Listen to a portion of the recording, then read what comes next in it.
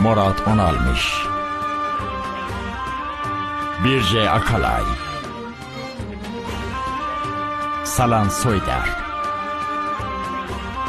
Arman Okay, Görkem Kambolat Arsalan, Levent Yılmaz, Ayşegül Günay, Salma Kutlu, Olvi Alıca Kaptan, İpek Erdem, Yılmaz Calayir, Parvin Onalp, Kıvanç Kilinç, Ferdos Budol, Arhan Duran, Oğur Aslan, Tora Kaftancıoğlu ve Eşil Yücesoy.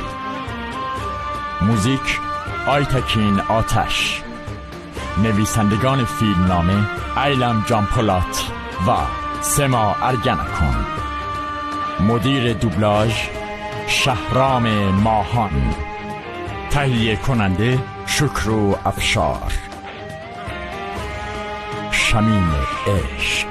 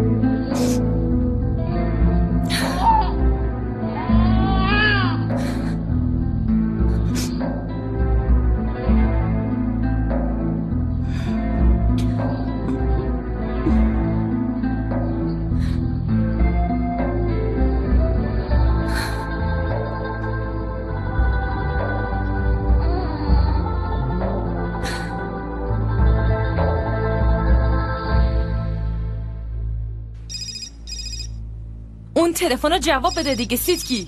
زن دیوونه تا جواب ندی ول نمیکنه. 100 دفعه زنگ زده.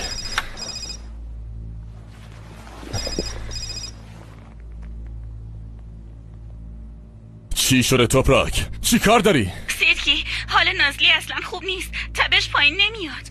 گفتم که میام توپراک، اینقدر زنگ نزن. کار دارم باید برم.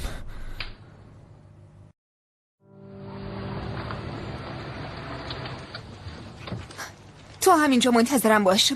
نگو منتظرم باش. گفتی طولش نمیدم. زود برگرد. خیلی خوب جونیت، فقط چند دقیقه. آخه حوا من چه بهونه‌ای بیارم؟ دوباره برم بگم تصادف کرده بودم؟ همینطوریش هم اوضاع من به هم ریخته است. من باید برم.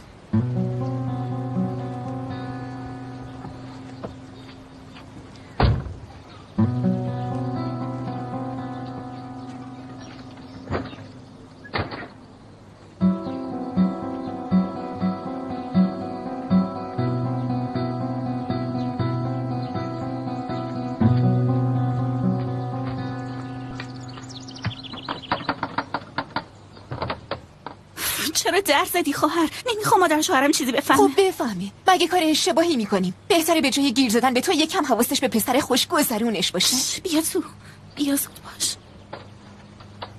زود باش توپراک. چی شده دخترم؟ چیزی نشده سبیه خانم. توپراک نازلی تب کرده، مادر داری میبریمش بیمارستان. اما شوهرت که فعلا نیومده، بذار اون بیاد بعد. بهش زنگ زدم، مادر 3 ساعت پیش گفت دارم میام. خب چطوری میخوای ببریش؟ تو که پول دوا و درمونشو نداری. نمیشه که بچه رو بزنی زیر بغل تو ببری بیمارستان. سیدکی خیلی از دستت عصبانی میشه توپراک. یوسف خان تلفن. کیه؟ گلسون خانوم.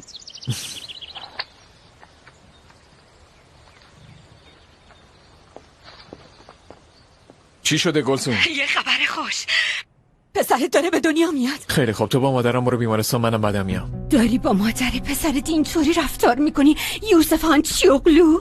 نه با هم ازدواج میکنی نه به هم اهمیت میدی؟ گلسون گفتم که با مادرم برو بیمارستان، منم بعدم میام. تا نگی که با هم ازدواج میکنی من از این اتاق بیرون نمیرم. گلسون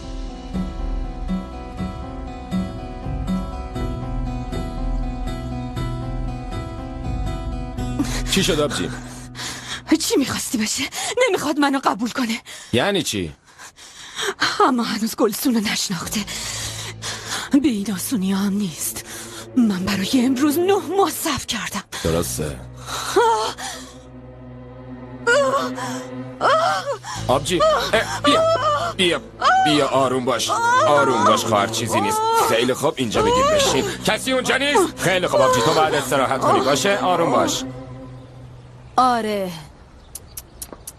باشه یوسف جان، باشه. الان خودم میرم ببینم چی شده، خودم حلش میکنم. حمیت خانم براتون قهوه آوردم. سلطان قهوه محور رو ول کن. گلسون کجاست؟ خدا خودش این دختر رو سر عقل بیاره. خواهر آروم باش، خودتو کنترل کن، هیچی نیست. یه نفس عمیق بکش، آروم باش. دخترم تو عقلتو از دست دادی، زود باش بلند شو. باید بریم بیمارستان. نمیام. من میدونم چی تو فکرتونه. بچه رو ازم میگیرین و بعدش منو میندازین بیرون، اما من نمیذارم اینطوری بشه. به پسرت بگو فوراً بیاد اینجا و یا قدم با خودش بیاره، چون تا تکلیفمو روشن نکنه اینجا نمیرم. ببین چی میگم گلسون، تو فکر کردی ما احمقیم؟ ها؟ بهتره یکم اون مغز کوچی که تو به کار بندازی دختر جون. فکر کردی به این آسونی هم میشه؟ از کجا معلوم که این بچه مال یوسف باشه؟ معلومه که مال یوسفه. خب از کجا معلوم؟ پسر من فقط یه بار تو رو دیده، به خواست خودت هم باهات بوده. پس بهتره واسه من ادای دختر یه پاک و نجیب و در نیاری. زود باش زود باش، پاشو بریم بیمارستان، زود باش دیگه. خواهرم حرفشو بهتون زد خانم. بهتره پسرتون رو خبر کنین. تا اون نیاد خواهرم هیچ جا نمیره. در ضمن اگه بلایی سر خواهرم بیاد، من شما رو مسئول میدونم.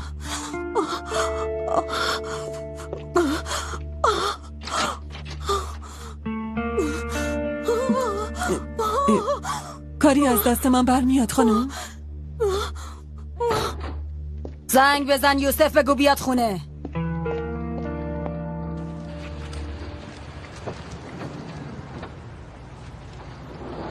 من کار دارم، باید برم. یعنی چی کار دارم؟ مگه تو نمیای؟ باید مامانمو ببرم خونه خالم. مگه دیروز خالت خونه شما نبود؟ چرا؟ درسته، اما خب حتما یه کاری واسش پیش اومده دیگه. جونه چی رو داری از من مخفی میکنی؟ چرا از خودت حرف میزنی؟ من چی دارم که ازت مخفی کنم؟ خواهر باشه برو. کاش میرفتیم یه بیمارستان دولتی. اون وقت باید تا فردا صبر میکردی. اما من که هیچ پولی ندارم. چی کار میکردیم عزیزم؟ نمیشه که دست رو دست بذاریم تا بچه تو تب بسوزه. زودتر باید تبشو بیاریم پایین. دخترم چه شد آقای دکتر؟ دچار تشنج شده. اول باید تبشو بیاریم پایین. باید زودتر می آوردینش. عزیزم نسلی من چیزی نیست، حالش خوب میشه. لطفاً بیرون منتظر باشید. بله بریم عزیزم. واقعا که چقدر پرروه. ما انسانیت به خرج دادیم، آوردیمش تو خونه خودمون. پسرم به خاطر اون از این خونه رفته. حالا ببین چه اداهایی در میاره. خانم جان یوسف اومد. بسم الله. پسرم به حرف ما گوش نمیده. هر کاری لازمه بکن.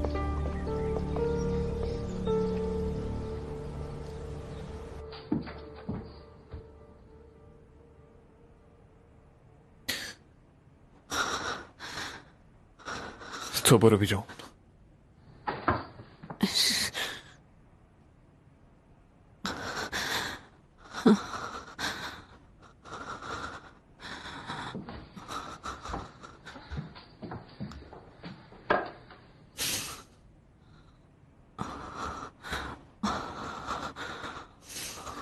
نگاش کن تو رو خدا. حالت خوب نیست. همین الان زنگ میزنم آمبولانس بیاد. نه، دوای درد من آمبولانس نیست. من میخوام همسر تو بشم. اگه با خودت عاقت نیاوردی به خودت زحمت نده. من همینجا میمونم. این کار خودتو بچه رو به خطر میندازه. بذار هرچی میخواد بشه. من خیلی وقت تصمیممو گرفتم. آدم که با جون خودش قمار نمیکنه. بهت که گفتم پدر بچت میشم، ولی باهات ازدواج نمیکنم. 1000 دفعه اینو بهت گفتم. توی چی به من نگفته بودی؟ همینطوری بیخبر باردار شدی. تو فقط میخواستی که من معشوقت باشم یوسف هنچیوغلو.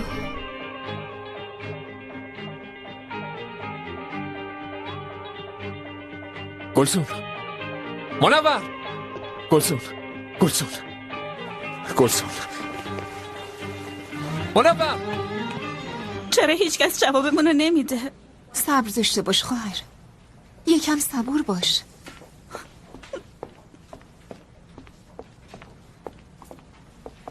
شوهرت اومد. نازلی کجاست؟ تو بخش اورژانسه. هنوز نگفتن حالا بچم چطوره. نباید این کارو میکردی. تو خونه حرف میزنیم. حالا بچه چه شده؟ به خاطر خوشگذرونی شما اون بچه مریض شده. دکتر گفته اینجا منتظر بمونیم.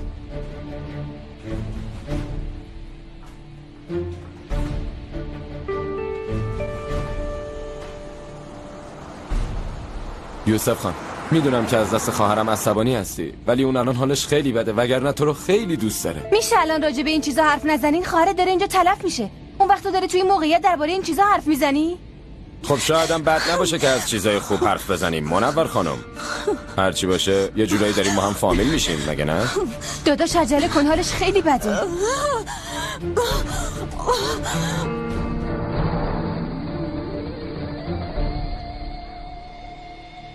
ممنون.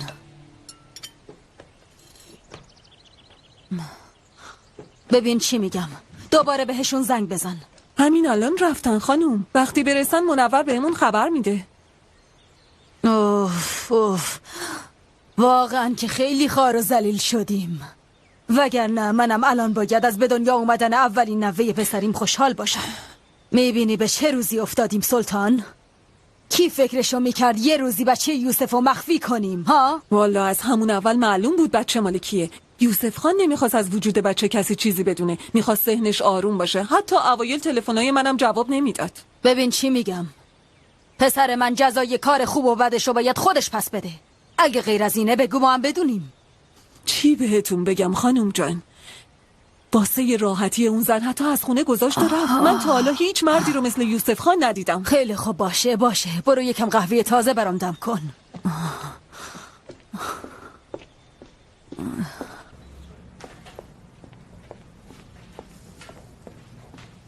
چی شد خانم؟ چرا هیچ کس از بچه خبری نمیده؟ نازلی چطوره؟ حالش بهتره؟ الان آقای دکتر میانه باهاتون صحبت میکنن.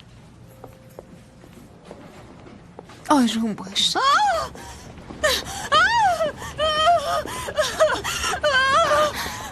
میگم داداش یه وقت طوریش نشه. انشالله که چیزی نیست.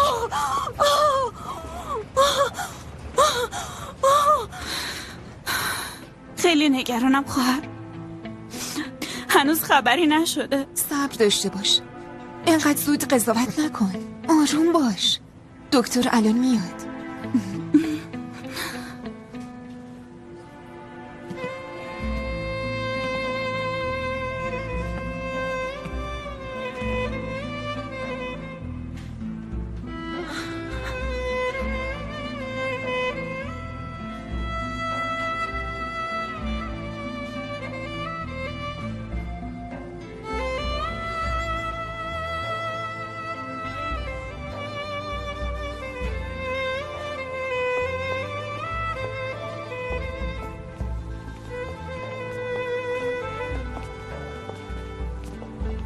میشه بغلش کنم؟ نگاه کن داداش، چقدر خوشگله، شبیه خودته یوسف. گلسون چطوره؟ نتونستیم براش کاری بکنیم، متاسفم.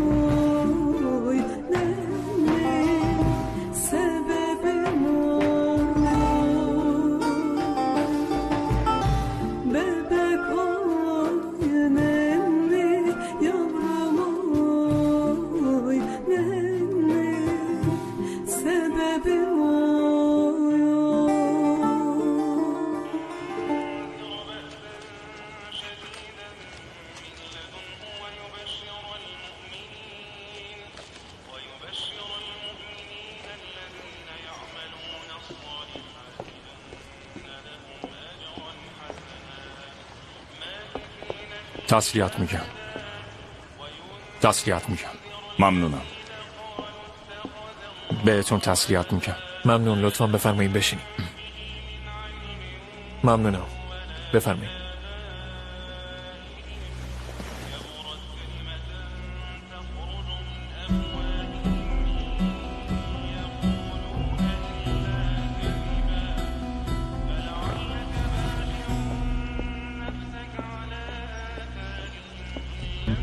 بدون ازدواج کردن بچه دار شدن.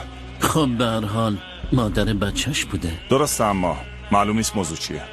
سلطان، میگم میخوای دکتر خبر کنیم؟ این بچه اصلا آروم نمیشه. آرومش کن. هر کاری که به ذهنم میرسید و بلد بودم انجام دادم یوسف خان، اما پسرتون آروم نمیشه. سلطان خانم یه جوری ساکتش کن دیگه. خدایا توبه. پسر خوب و قشنگم، اینقدر گریه نکن، آروم باش، ما رو به درد سر ننداز. میشه شیشه شیرشو بدی؟ آره بذار تو دهنش. نه نمیشه، نمیخوره، این کارا فایده نداره. سلطان، ما باید یه دایه واسه این بچه پیدا کنیم. باشه پیدا میکنم، اما آخه کی تازه بچه دار شده؟ من از کجا بدونم؟ پرسجو کن. یعنی تو این شهر یه دایه پیدا نمیشه که بیاد به شیر بده؟ تنزيل العزيز الرحيم لتنذر قوم ما ينذر آبائهم فهم غافلون لغتق القول على أكثرهم فهم لا يؤمنون إنا جعلنا في أعناقهم أغلالا فهي إلى الأذقان فهم يسمعون وجعلنا من بين أيديهم سدا ومن خلفهم سدا فأغشيناهم فهم لا يبصرون.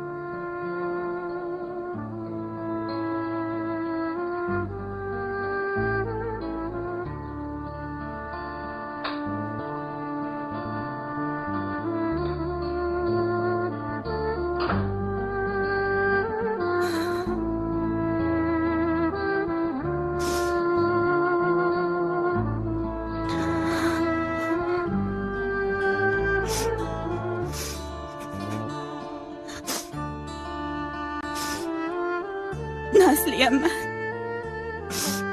دخترم.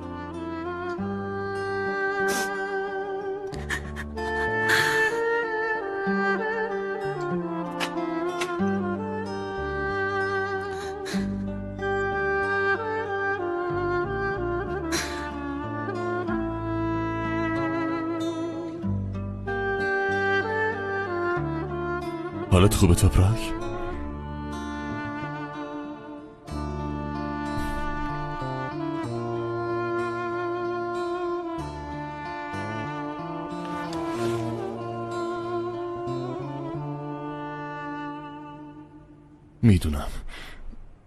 میدونم خیلی ناراحتی، اما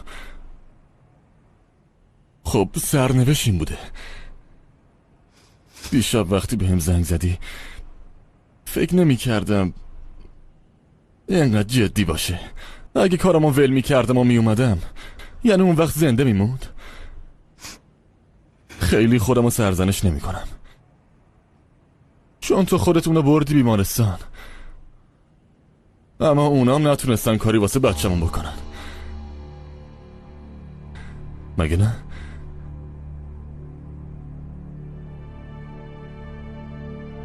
سیدکی پسرم کجایی؟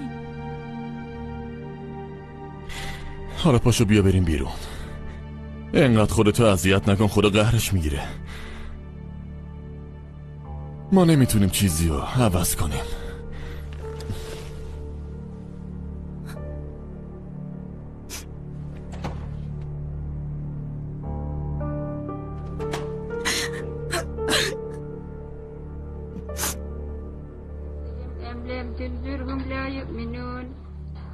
حوا خانم میشه دقیقه بیایید؟ الان میام.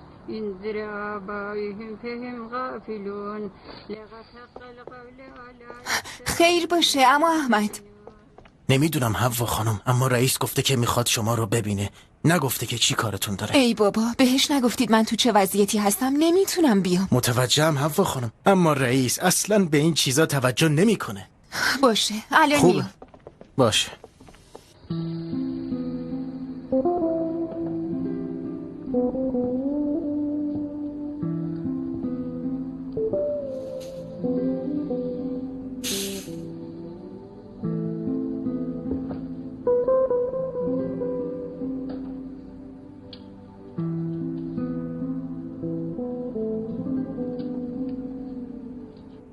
یوسفم، داشتم دنبالت میگشتم.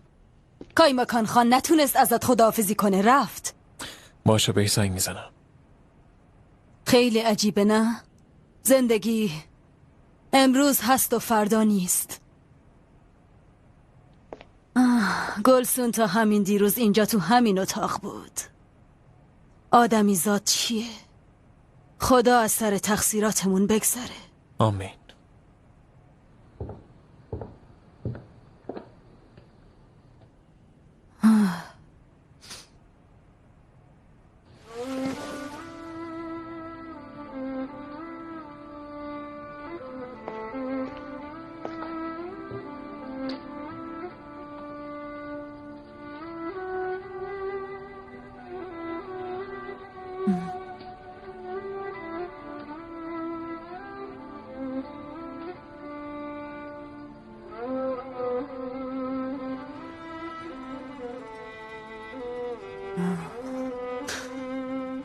گلسون خیلی اذیتت کرد مگه نه؟ پسر خوب و مهربونم، اما تو اونو آوردی اینجا و ازش مراقبت کردی. چی بگم؟ انشاءالله خدا پسرشو برات حفظ کنه. خودشو قربانی حماقتش کرد. فکر میکرد اگه باردار بشه باش ازدواج میکنم. میتونست بهتر تصمیم بگیره. میتونست الان زنده باشه. حالا باید تا آخر عمرم عذاب وجدان بکشم. نه پسرم، هیچ وقت نباید خودتو مقصر بدونی. تو هر کاری که میتونستی براش کردی. پسر قشنگم. چیه ماما؟ شاید الان وقتش نباشه اما باید یه چیزی بگم. میخوای با این بچه چی کار کنی؟ هنوزم معتقدی که مال تو نیست؟ نمیخوای آزمایش ژنتیک بدی؟ پسر قشنگم، به خاطر خدا این بچه رو سرپرستی کن. ها؟ این بچه خیلی شبیه توه. درست عین بچگیاته. اگه یه بار بغلش کنی دیگه نمیتونی ازش دل بکنی. باید دربارش فکر کنم. چند روز بهم وقت بده. فعلا هم که عزاداریم. شما هم کلی کار دارین. اگه چیزی لازم داشتین حتما بهم بگین.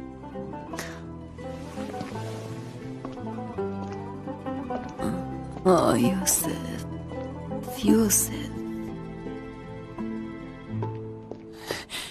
داشتم دنبالتون میگشتم. خب سلطان، بگو ببینم تونستی بچه رو آروم کنی؟ آره خدا رو شکر بالاخره گرفت و خوابید. خب دایه پیدا کردی؟ الان با یکی حرف زدم که تازه فارغ شده، قبول کرد که بیاد.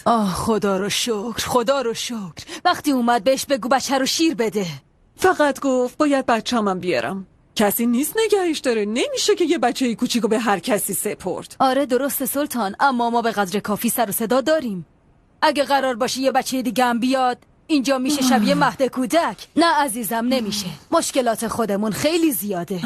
نمیشه یه دایه بهتر برامون پیدا کنی؟ یعنی دیگه دایه پیدا نمیشه؟ آره یکی هست. خواهرزادم دختر بزرگه شریفه هم تازه فارغ شده. امروز بچهش فوت شده. میخواستم برم تشییع جنازش اما نشد. حال روز اونم معلومه. حتما خیلی بیتابی میکنه. تسلیت میگم. خیلی ممنونم سلطان. خب از دختره بپرس. اون بچهش تازه مرده، یعنی قبول میکنه؟ خب به شریفه بگو بپرسه. چیزی نمیشه که. این بچه به یه دایه نیاز داره. شاید قبول کنه و بیاد. ها؟ باشه میپرسم ببینم قبول میکنه یا نه. انشاءالله.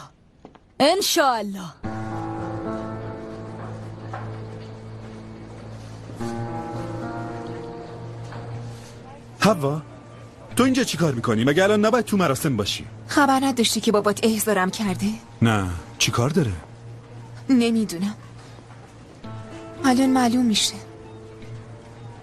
باشه گفتم که خودم حلش میکنم. بهت قول میدم. میدونی که قول من قوله. خب دیگه باید برم. باشه فعلا خداحافظ.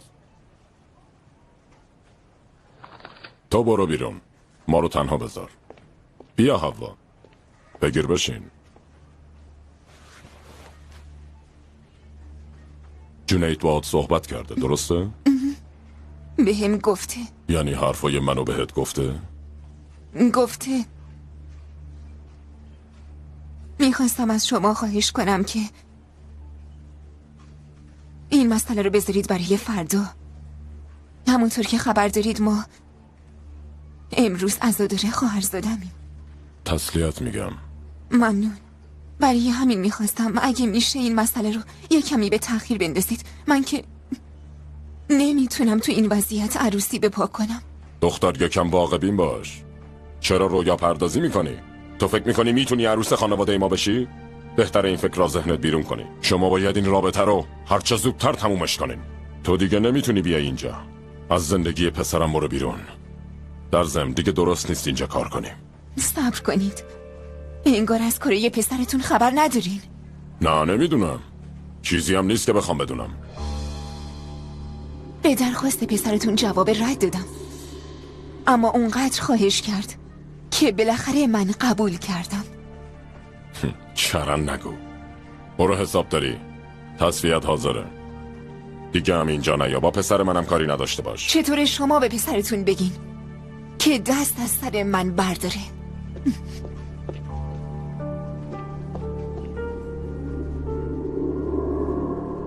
حوا چی شده؟ بابام بهت چی گفت؟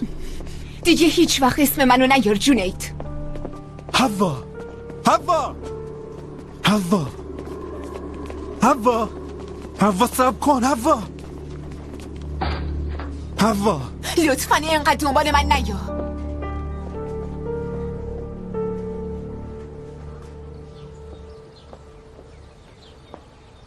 نوش جان خانوما. دخترم اون طرفم پذیرایی کن. نوش جان خانوما. نوش جان همتون.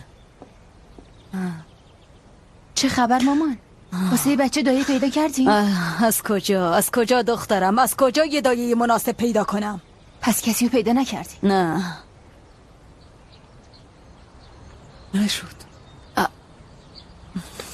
خب چی کار کنم؟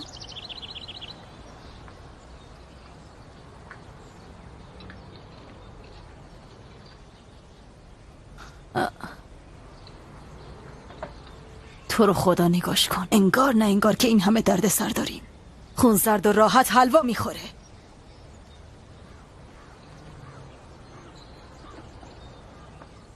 همین هفته پیش بود که واسه خاک سپاری یکی از اقواممون رفته بودم. حالام که توی مراسم دیگه هم. خاک خیلی سرده. هر روز جون یکی رو میگیره و با خودش میبره. خب ببینم انتخابات کی انجام میشه؟ سعی میکنیم که در اولین فرصت انجامش بدیم. یوسف برادر گلسون کجاست؟ چرا نیومدن مراسمش؟ سر خاک اومده بود. الان میپرسم ببینم کجاست.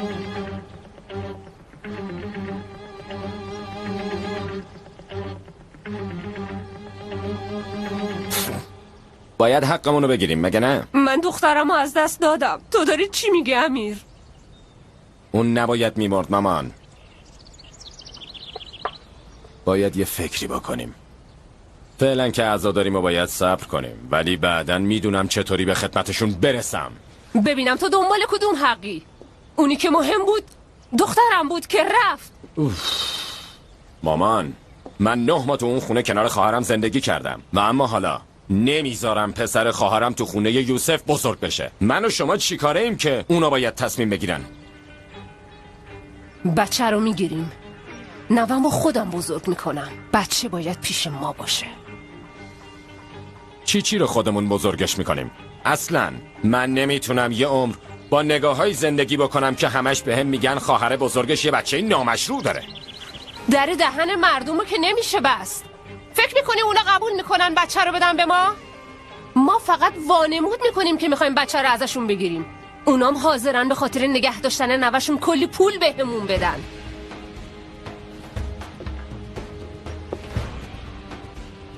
تو یه زن فوق‌العاده باهوشی.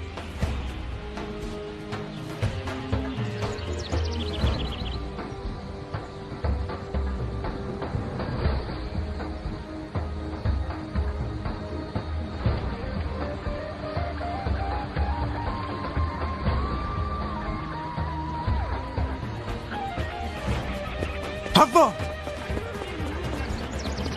چرا از دست من ناراحتی دختر؟ پدر من یه پیرمرد لجباز و سختگیره که فقط میخواد همه به حرف خودش گوش بدن. تو فکر میکنی با بچه طرفی؟ پدرت خیلی واضح گفت که نمیخواد من عروسش بشم. نه اینطور نیست، چون از دست من ناراحته این حرفا رو بهت زده. ببین منو، این چه قیافه‌ای گرفتی؟ تو به هم اعتماد نداری؟ فکر میکنی دارم دروغ میگم؟ تو رو خدا بست کن جونید. من به قدر کافی از این موضوع عصبانی هستم، بهتره دست برداری. دیگه لطفاً تمومش کن. بهتره هر کسی بره سمت زندگی خودش. حوا، انقدر من اذیت نکن دختر، من دوست دارم، من دیوونتم. بهتره به جایی که این حرفا رو به من بزنی بری به بابات بگی، چون دلش نمیخواد با من حرف بزنی. منو دیوونه نکن حوا. اصلاً برام مهم نیست.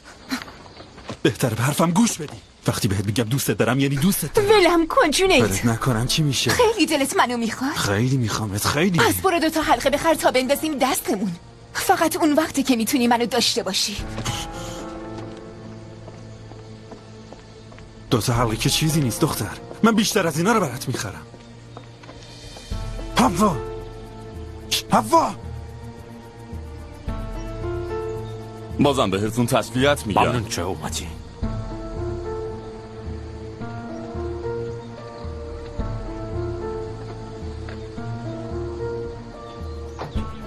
اینجا جاش نیست. باشه ناراحت نشو.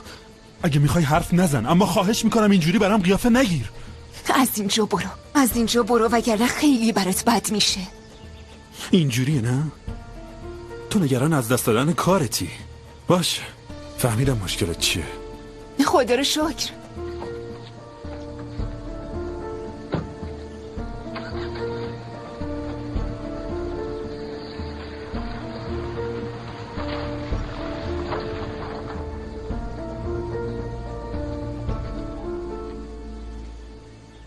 چی شده؟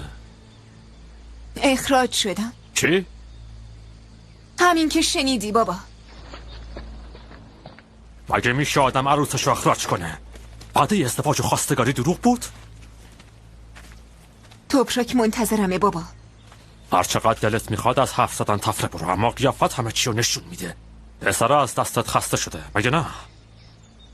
ببین، من از اولم میدونستم که این رابطه اشتباهه. جونیت مرد من نیست، اما تو به حرف من گوش نکردی. درد این پسر یه چیز دیگه است، من مطمئنم. میشه بعدن حرف بزنیم؟ مامان تو اینجا چی کار میکنی؟ مگه نباید پیش توپراک باشی؟ خالت پیششه، منم اومدم. خالم؟ آخه چی شد که یه دفعه رفت اونجا؟ سر خاک که نیومد. اونا هم خودشون درگیری یه مراسم دیگه بودن، تازه یه نوزادم مونده رو دستش. درسته، آخه اون میزبان مراسم بوده.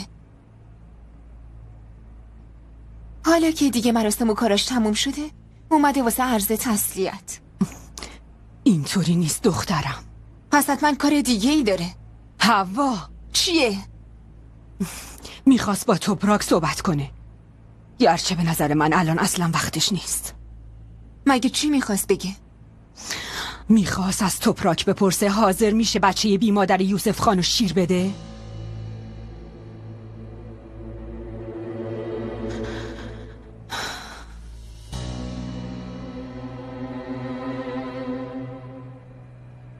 Bebeğin aslı büyüttüm, nenni söyledim uyuttum.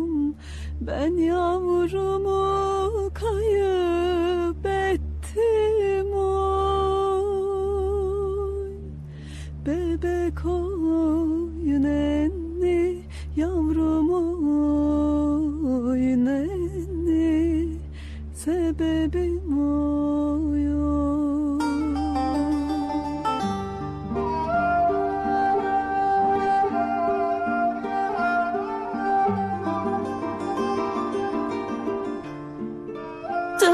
خوشگل من، دلت میخواد با مامان بازی کنی؟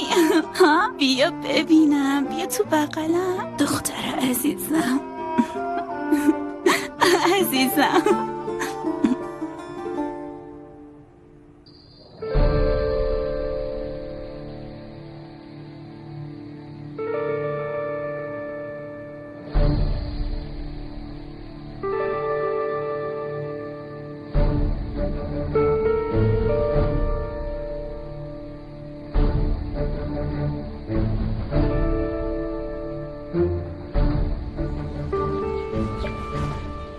توپراک کجاست؟ تو اتاقش خوابیده.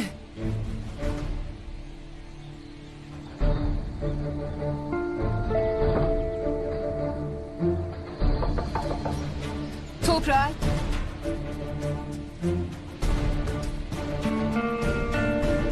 توپراک توپراک توپراک توپراک توپراک، تو چی کار کردی؟ بیا پایین.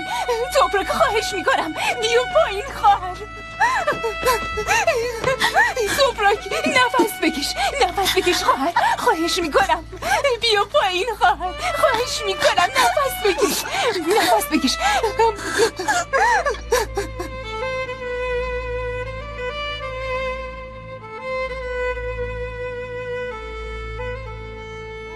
پسر قشنگم، شما خیلی آقایی، خیلی عزیزی، نوه عزیز این خونه ای. تو چقدر خوشگل میخندی، شیر پسر نازی. سلطان، از شریف خبری نشد؟ هنوز که زنگ نزده. سلطان خوب گوش کن ببین چی میگم. این قضیه یه شیر دادن و مراقبت از بچه مثل یه شغل میمونه. برو دوباره با شریف حرف بزن، بگو ما بابت این کارش به دخترش پولم میدیم، مزایای دیگه هم براش قائلیم. حمیت خانوم، خب اگه اشکالی نداره من یه سر برم پیشش، حرفای شما رو بگم، ببینم میشه دختره رو راضی کرد. آره خیلی خوبه، باشه برو این مشکل رو حل کن و هر کاری لازمه انجام بده. فقط بچه باید پیش شما بمونه، بگیرینش، من زود برمیگردم.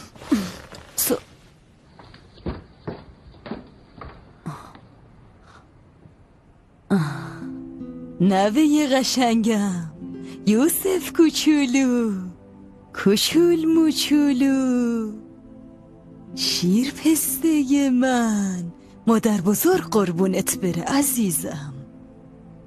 پسر قشنگم، قیافت خیلی خوشگله، شبیه باباتی، شبیه بابا.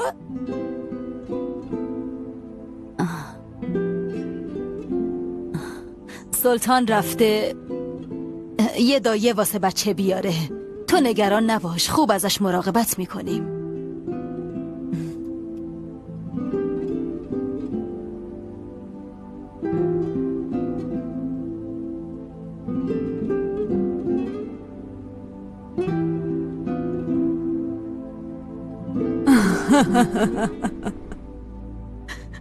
خواهر جون تو چی کار کردی؟ تو چی کار کردی؟